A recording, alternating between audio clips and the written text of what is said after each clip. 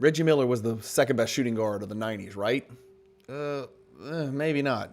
Well, he was the second best shooting guard of the first half of the 90s before Kobe came around, right? Not so sure. Well, he was the third best. He was the fourth best? Where does Reggie Miller fit historically from a player perspective? And where are his card prices in comparison to some of these other shooting guards that played in the 90s that may have better statistics, more accolades, more accomplishments, more team success? That's what today's video is about. We're going to look at Reggie Miller. It's Miller time. We're going to look at his career. We're going to look at where he fits historically. And then we're going to look at where his card prices fit in perspective in comparison to other great, maybe even better shooting guards from the 1990s NBA.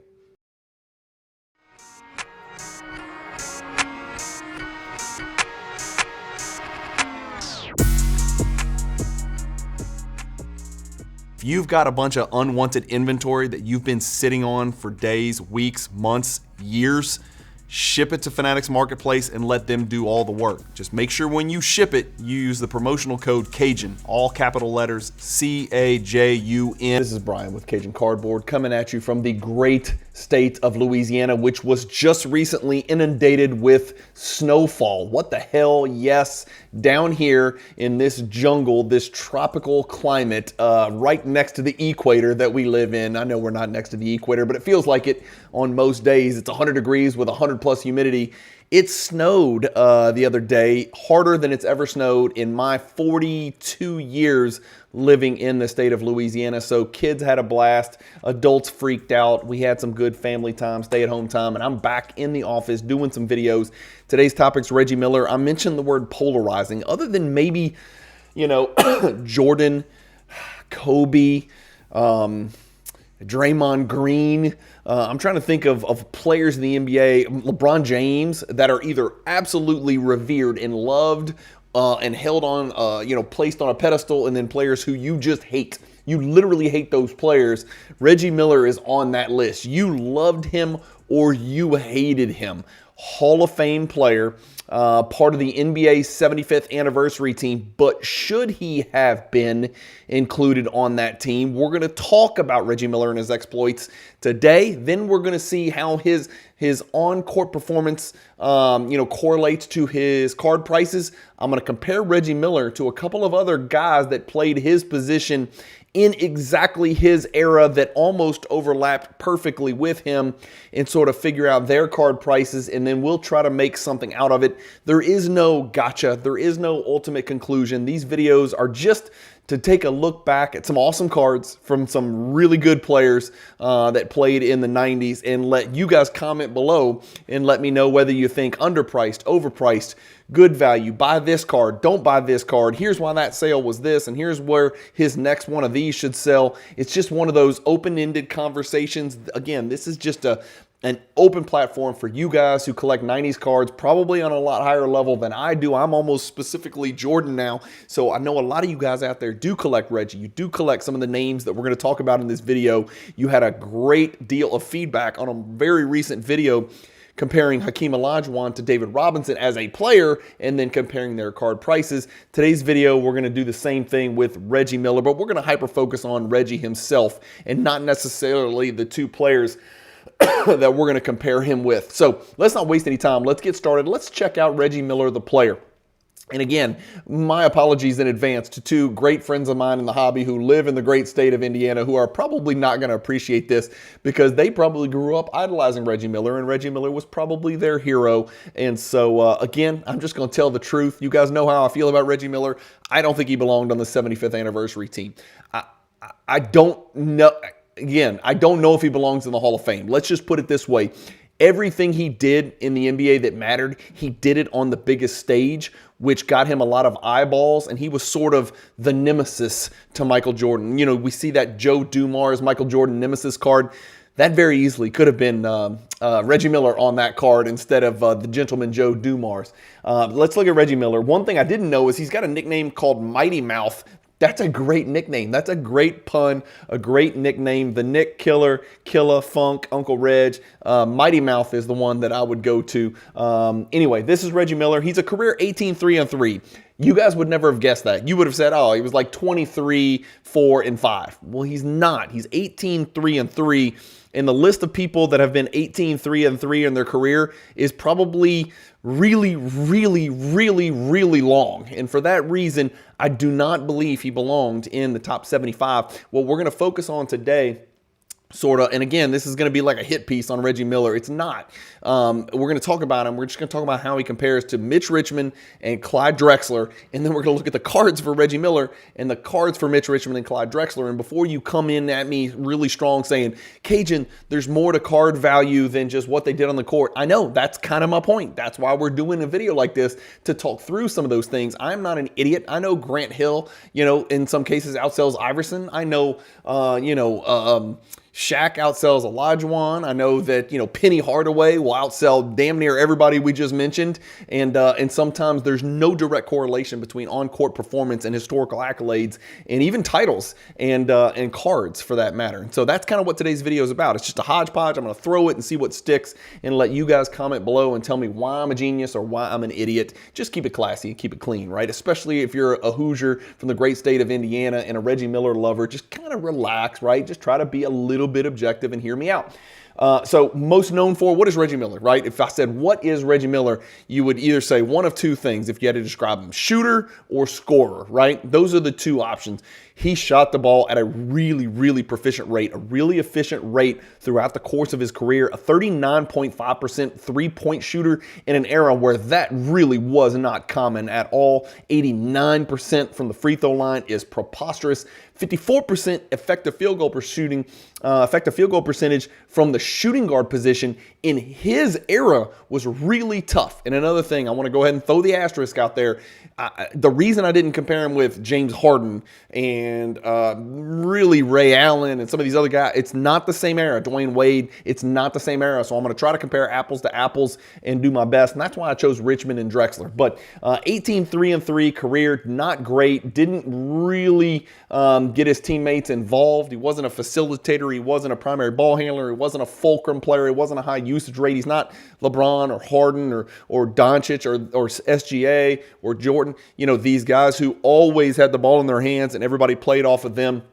He did have a great deal of what now they're calling gravity, right? Where a ton of the focus was on Reggie running off screens and Reggie, don't let him catch and shoot and this and that. And so I'm not saying he didn't make his teammates better, but not really to the level of a Magic or a Jordan or, some of these ultra modern guys who had the ball in their hands a million times a game. The one thing I want to focus on is, like I said, he's a shooter.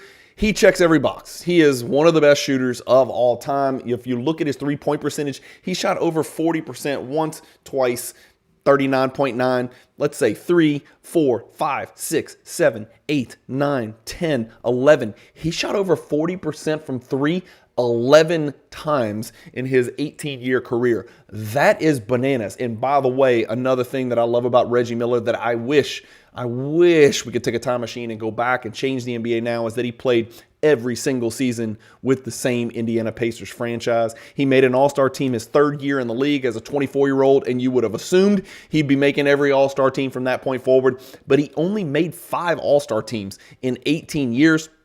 He never finished in the top 12 in MVP voting. And here's a crazy stat you're not going to believe. He only one time ever finished in the top 10 scorers in the NBA, and that was in 1989 when he finished 8th. So, again, never finished in the top 12 in MVP voting, and he's on the top 75. I don't know about that, man. That just doesn't seem right to me. Those numbers don't add up. Even in South Louisiana, you can't make that Cajun math add up. He finishes his career as an 18.2 points per game scorer in the regular season. Now, did he raise his level of play? Did he raise his importance and his value by being an absolute dog in the playoffs, an absolute killer, a monster, a person who loved the big stage, who did his thing on the biggest stage with the choke sign, to Spike Lee and of course the push off on Jordan, and he was the anti-Jordan, right? It was Jordan and Reggie Miller, and Reggie would say that me and Jordan are the two best players in the NBA. Well, he clearly wasn't, but he would also say we're the two best shooting guards, and he really wasn't. He was not in the top 3 shooting guards in the 1990s, and we'll look at that in just a second. But the other thing I wanted to point out is if you're going to call him a shooter, he certainly wasn't a facilitator, 3 assists a game. He certainly wasn't a rebounder.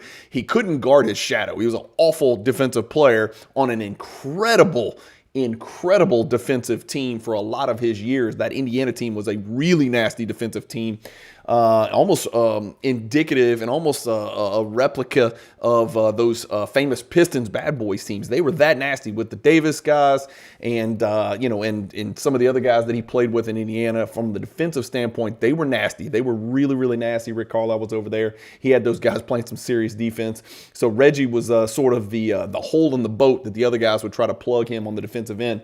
But if we're looking at it, he is 138th all time in average points per game for his career over 18 seasons. 138th, guys. He's behind Jimmy Butler. Okay, Jimmy Butler's a great player. He's behind Andrew Wiggins. He's behind Glenn Rice. He's behind Antoine Jameson. He's behind guys. I'm trying to think of guys that you guys would know that are recent. He's behind Jaylen Brown. He's behind Brad Daugherty. He's behind Blake Griffin. He's behind Michael Redd, who plays his position by quite some margin.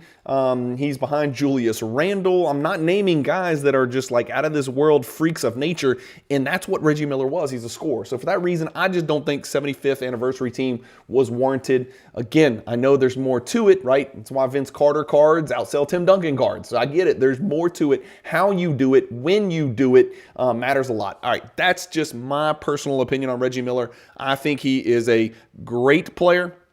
I don't think he belonged to the 75th anniversary team. I don't know if he's a Hall of Famer because last time I checked, he has 0 rings. I mean, if you go up and again and we check his accolades, 5-time All-Star, the number of people that have done that is over 100. It's in the hundreds probably. 3 times All-NBA. That's not a lot where people considered him, one of the 5 best players in the NBA. It just didn't happen a lot. And I know before anybody starts screaming, yes, he did exist in the Jordan era. And yes, that probably cost him a very good chance at a ring because some of those Pacers teams were really, really good. So it cost him a chance at a ring. It probably eliminated 8 or 9 All-NBAs because back then, I think it was guard, forward, center. And so if you only get 2 guards, Jordan's getting one of those All-NBAs. He has to go take the other one. But you'll see we're comparing him to Mitch Richmond and Clyde Drexler. They were the guys that were taking the other All-NBA. But this is not just first-team All-NBA. This is All-NBA period. 3 times in his entire career. That's not a lot. All right, let's start the comparison.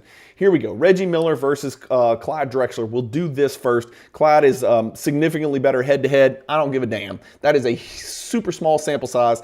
I don't think these guys ever met in the playoffs. In fact, I know they never met in the playoffs because they could only meet in the finals, and neither one of them won a ring. So we know they didn't meet in the finals. So this is just 16 regular season games. That's a small sample size when you consider both of them played over 1,000 games. Reggie Miller was crazy durable. I'll give him that. But look at Clyde Drexler. Averaged more points, averaged twice as many rebounds, almost twice as many assists, almost twice as many steals, 3.5 times as many blocks, and shot a better field goal percentage than Reggie Miller. Yeah, Reggie was taking more threes than Clyde. 3-point percentage, obviously Miller. Anything efficiency-wise, Reggie. We got that, okay? But if you look at value over replacement, box score plus minus, and then we go down here to the actual stuff that really usually dictates the public's perception of a player.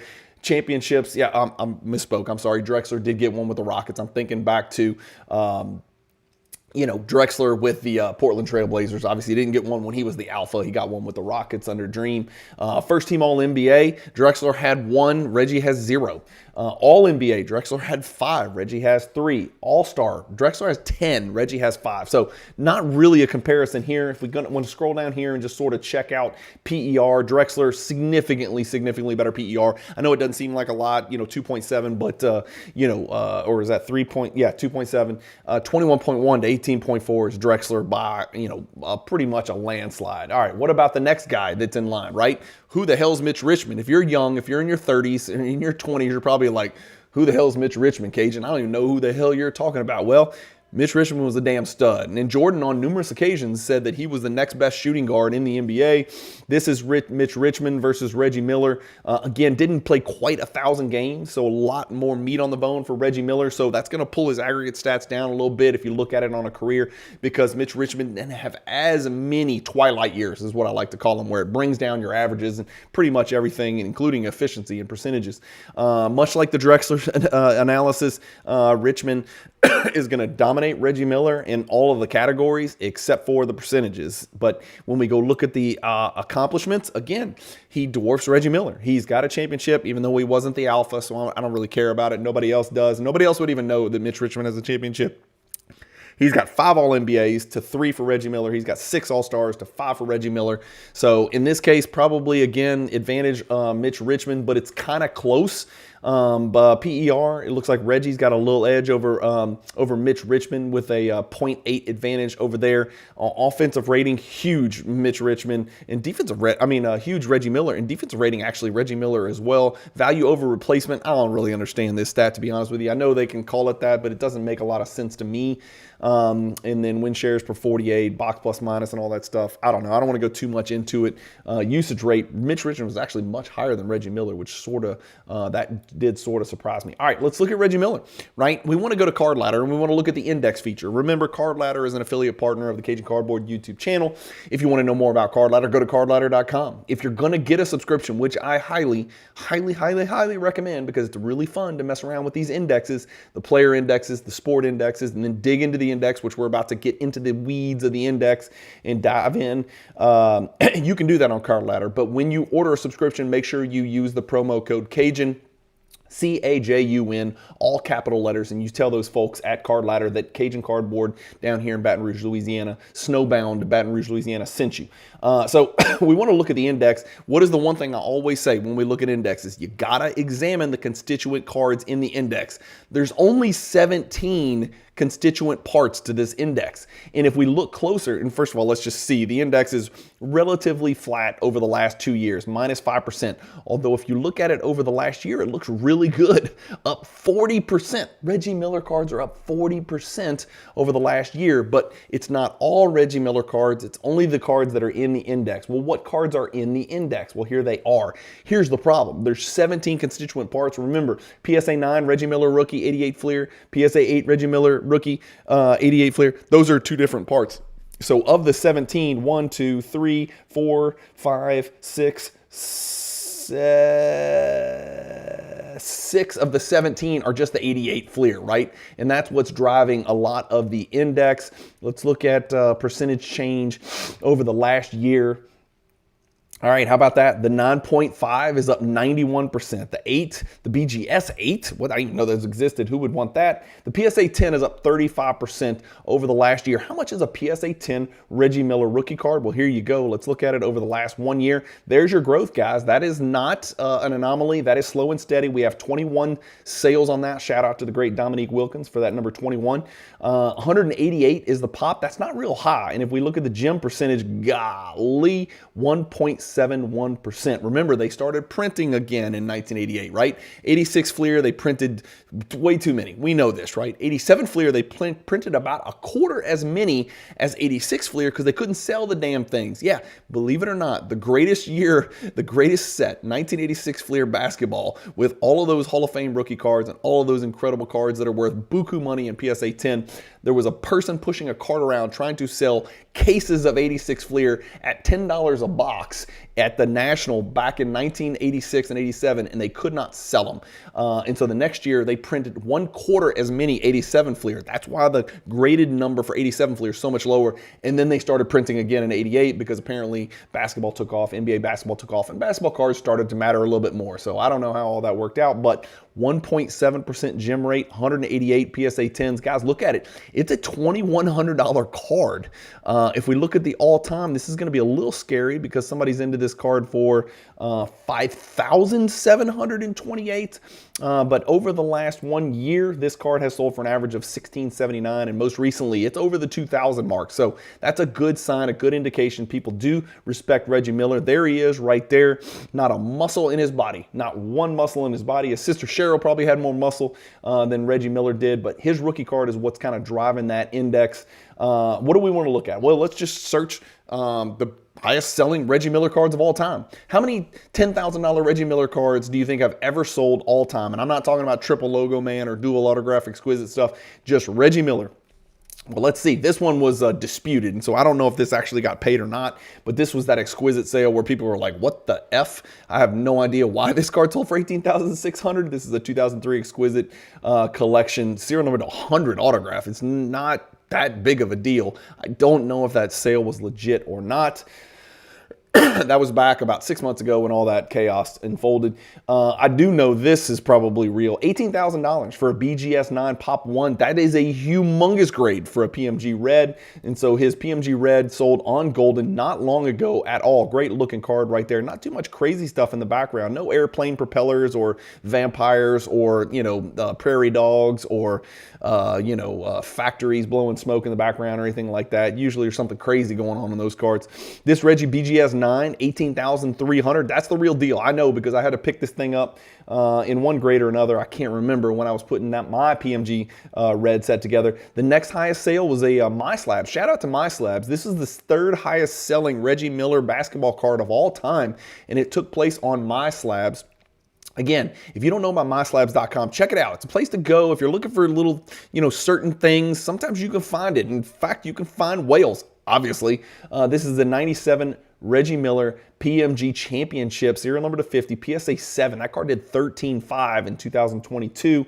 Another PMG Red, no surprise, the Essential Credentials is going to be up here on the list, right? We know Credentials Future, Credentials Now. These are going to add up to 81. Reggie Miller Credentials Now is serial number to 29. Therefore, his Credentials Future is going to add up to 52. That's how that works, right?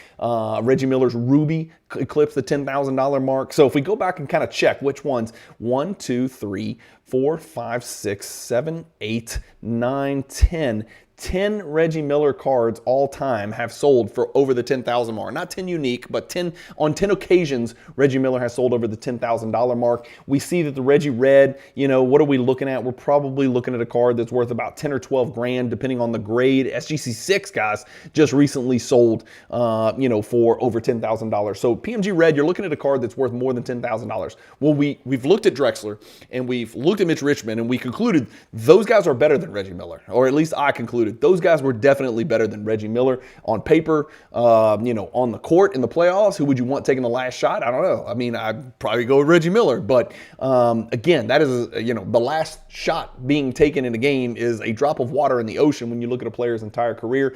Reggie Miller's cards dwarf Mitch Richmond. Let me show you why. No card other than the PMG Green has ever sold for more than $10,000 for the great Mitch Richmond.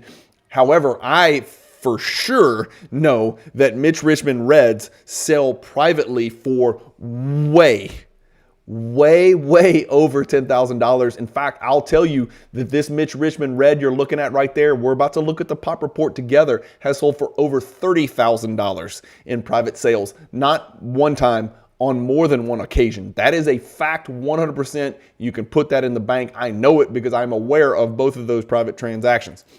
So there you go. There's the pop report for Mitch Richmond PMG Reds, not including some of these might be crack and resubs, right? 8 have ever been graded by PSA. 4 of them got authentic, right? So very, very rare card. Card Ladder says it's worth $8,000. I assure you that that card is not worth $8,000. And again, is that the authentic? That's the authentic. So yeah, $8,000 for the authentic. But if you get a numerical graded right, that's what those PMG Red set collectors are chasing. They're chasing that PSA number. They don't care if it's 4, 5, 8. Well, they care, but you get my point. Like a PSA 5 is going to sell for like 20 grand, but an authentic is going to sell for 8 grand. So Mitch Richmond is arguably the most difficult to acquire PMG Red out there in a PSA numerical grade. And I think he is, in fact, because there's only 4 that you can find. 3, 4, and then 2 5s. Guys, how crazy is that, right? So that's the only Mitch Richmond card that has publicly sold for more than $10,000 is his PMG Green, and his card number 1 out of 100. How amazing is that card? If a Reggie PMG Green came to the market, it's probably going to sell for 100 grand. Maybe I'm wrong. Maybe I'm crazy. I think it would probably sell for $100,000. Some, Hoosier out there would click the buy now button, or a PMG Green set collector would click the button. and push that card over 6 figures. So just an example of, like we talked about at the outset, be aware. It's not just what they did on the court. We talked a lot about comparing these guys, what they did on the court. It just doesn't correlate all the time. It's just the way it is. It's the same reason Rodman is going to outsell Pippen, and, you know, Pippen is going to also outsell Mitch Richmond. You know, maybe Pippen was better than Mitch Richmond. That's probably not a good example, but you get my point, right? Pippen's going to outsell Olajuwon. How about that? No one would argue that Pippen was a better player than Hakeem Olajuwon, but Pippen might outsell Olajuwon on many, many occasions, and that's interesting because I'm going to do a video in the very near future where we're going to look at just ranking the value, generally speaking, the value of 1990s players, 1, Jordan, through fill in the blank, right? We're going to rank those guys. You had to have played a certain number of years. I probably need to include Kobe. So we'll say you got to play at least 4 years in the 90s, and we'll rank sort of how the cards of those players are valued. And then we can kind of do a backwards search, right? We go card rankings first. Then we go back and look, why is Anthony Hardaway worth more than Pippen? Why is, you know, Grant Hill worth more than Hakeem Olajuwon? Like, what's going on with this? Why? Then we can kind of, you know, mix and match and see how all that insanity works out. I think you might be surprised. I think it's going to be a really good video. It's going to be a sort of a catch-all where we pull it all back together and look at the card values of players that played X number of years in the 90 as a prerequisite. So Mitch Richmond cards, not even remotely in the same boat, since no other Mitch Richmond card ever, including a logo, auto, 1 of 1, a grand finale. I mean, these are some of the biggest cards. This is Mitch Richmond, Chris Mullin, and Tim Hardaway, for God's sakes. That's the whole run TMC that you guys have read about. The Mitch Richmond Essential Credentials sold for $1,800 in 2022. Card Ladder says it's worth a little bit more, $1,300. What did we see the Reggie sell for? Over $10,000. So Mitch Richmond, not even close. Clyde Drexler, same drill. Again, he's a little bit closer, but still not close. In 2024, Clyde Drexler's 1988 Fleer sticker is sold for $11,000. Pop 2, that's why. Some desperate set collector bought that card. His PWCCA, that's 2021, so that's at the peak mania, right? Remember, Clyde Drexler's got 86 Fleer. I wish I could compare Clyde Drexler rookies with, you know, Reggie Miller rookies. In fact, when is Mitch Richmond's rookie card? Let's plug this in. Okay, so the long and short of it is Drexler also does not compare to Reggie Miller prices. So despite the fact that Drexler and Richmond are probably better players than Reggie Miller because of how Reggie Miller did it, because of when Reggie Miller did it, because of the stage that Reggie Miller did it on, because of his off-the-court stuff, because of today he's one of my favorite announcers to listen to. I love listening to Reggie Miller. Hated him as a player because I love Jordan, of course. Love listening to Reggie Miller because he calls it like it is. Really professional, really good at what he does. You know, Reggie Miller cards outsell Mitch Richmond and Clyde Drexler. Could I have pulled another player in here? Probably, yeah. But those are the three that just sort of came to mind. What was I about to look up? Oh, I wanted to look up Mitch. I should know this. Richmond rookie. Let me see what year that is. I think it's going to be terrible. Oh, yeah, that's right. It's 89 Fleer. 1989. Watch this. This is going to be funny. Richmond, PSA 10. The highest selling Mitch Richmond rookie card of all time was $261 back in 2021. I'm surprised. It is only a pop 259. Only 968 have been graded, but it's probably because this is probably why. The upside is what now? I don't know, 260 something. A PSA 8. Let's take autographs out of there because it's going to pull auto and it's already sorted by price. Let's go to date sold. PSA 8 Mitch Richmond sells for 99 cents. There you go. So that kind of puts it in perspective. Mitch Richmond, PSA 8, 89 Fleer rookie card sold for 99 cents, $8, $8, $8, right? So 89 is not the year that you want to be your rookie card. If we go here and we go to 1988 Fleer and then we put in Reggie, let's see what this PSA 8 sells for. 31 bucks, so not too much different, but there's a lot of both of those. So if you want to collect these guys, you want to collect these awesome guys from the 80s and 90s, and you want to collect their rookie cards, you can go get it in PSA 8. You can get it in PSA 9, really, honestly, for really effective prices. So that's it, guys. Like I said, there's no aha, there's no gotcha, there's no this, there's no that. You guys knew the outcome of this video. Reggie, not quite the player that Drexler and Mitch Richmond were. You can certainly argue with me in the comments if you'd like to. Again, I'm not dumb. I recognize his his playoff exploits. He took his game to another level. Richmond was never really relevant in the playoffs. Drexler, of course, had that run, and then Jordan urinated on him. And, of course, Drexler was never the same after that. Was, you know, that argument that Drexler is the best player in the world or Drexler is the best shooting guard in the world. Jordan made damn sure Drexler knew that he was not the best shooting guard in the world. But Reggie Miller cards outsell Mitch Richmond and Clyde Drexler. That's the conclusion. You guys might have known that before we started this. I just thought it would be fun to do a 1990s video focusing on somebody other than Jordan, Kobe, or Shaq. How about that? Enjoyed this video. If there's anybody else you want me to look at sort of in detail like that, could I have gone for another 3 hours? Hell yeah, man. I could have looked at a million different Reggie Miller cards. We can go back. Actually, let's go back and look at some of the other Reggie Miller cards that were in that index. Where was that? Here it is. Let's go here. Oh, let's go here. Let's go cards. Let's go sort by value. Where's value? What's wrong with me? There it is. Value, sorted top to bottom by value. His PSA 10 Fleer is worth more than his 8.5 Upper Deck game jersey. That's interesting. Let me know what your thoughts are on that. Like, 88 Fleer PSA 10 Reggie Miller is a pop 188. His game jersey BGS 8.5 is, you know, right here. Is there a higher? No, that's all they got in here. That's a great card. Boy, wouldn't it be nice to have that card? What else is in here? Some dumb downtown card I'm not going to talk about. Game jersey raw. You're looking at a $1,000 card just sold in December with a black patch. I like that. Bunch of downtown crap. His Beam Team PSA 10. This is a set that I need to do a video on. I don't have it. I didn't collect it. One of my good friends just recently put this together. Monk's Cards down here in Baton Rouge, Louisiana. Great 90s set collector. Steve from Monk's Cards. MONKSCARDZ